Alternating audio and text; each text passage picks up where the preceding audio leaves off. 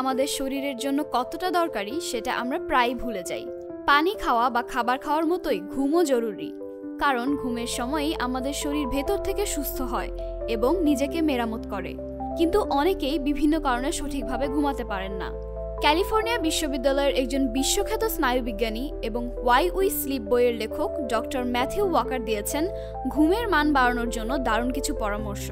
প্রথম টিপস, যদি আধা ঘন্টার বেশি সময় ধরে ঘুম না আসে তাহলে বিছানায় শুয়ে না থেকে উঠে পড়ুন। এ সময় অন্য ঘরে গিয়ে বই পড়তে পারেন কিংবা পডকাস্ট শুনতে পারেন। তবে খেয়াল রাখবেন এই সময় যেন খাবার না খান এবং স্ক্রিনের দিকে তাকিয়ে থাকবেন না। এগুলো বরং মস্তিষ্ককে আরও জাগিয়ে রাখতে বাধ্য করে। দ্বিতীয় টিপস, মন যদি অস্থির থাকে তাহলে চেষ্টা করুন ধ্যান করতে। কয়েক মিনিট চোখ বন্ধ রেখে শ্বাস প্রশ্বাসে মনোযোগ দিলে মাথা অনেকটা হালকা হয়ে যায়। বাংলাদেশের একমাত্র স্মার্ট সিটি বসুন্ধরা এখন আরো নিরাপদ, আধুনিকতায় আরো এক ধাপ এগিয়ে, যার ফলে ঘুম আসতেও সহজ হয়। তৃতীয় টিপস, ঘুমের জন্য ধারাবাহিকতা খুব জরুরি।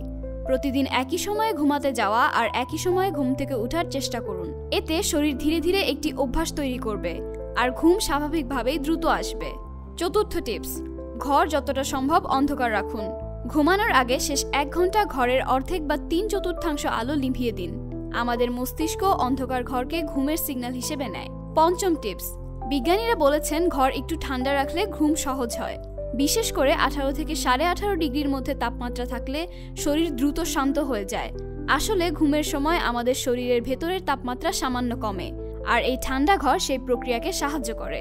আর সবশেষ টিপস হলো ঘুমাতে যাওয়ার আগে অ্যালকোহল একদম এড়িয়ে চলতে হবে, কারণ এটা শরীরকে ঘুম পাড়ালেও আসল গভীর ঘুমকে নষ্ট করে দেয়। ফলে পরের দিন সকালে শরীর ক্লান্ত লাগে। তাহলে আজ থেকেই ছোট ছোট অভ্যাস বদলে ঘুমকে বানান আপনার শরীরের সেরা ওষুধ, কারণ ভালো ঘুম মানেই ভালো স্বাস্থ্য, ভালো মুড আর এনার্জেটিক সকাল।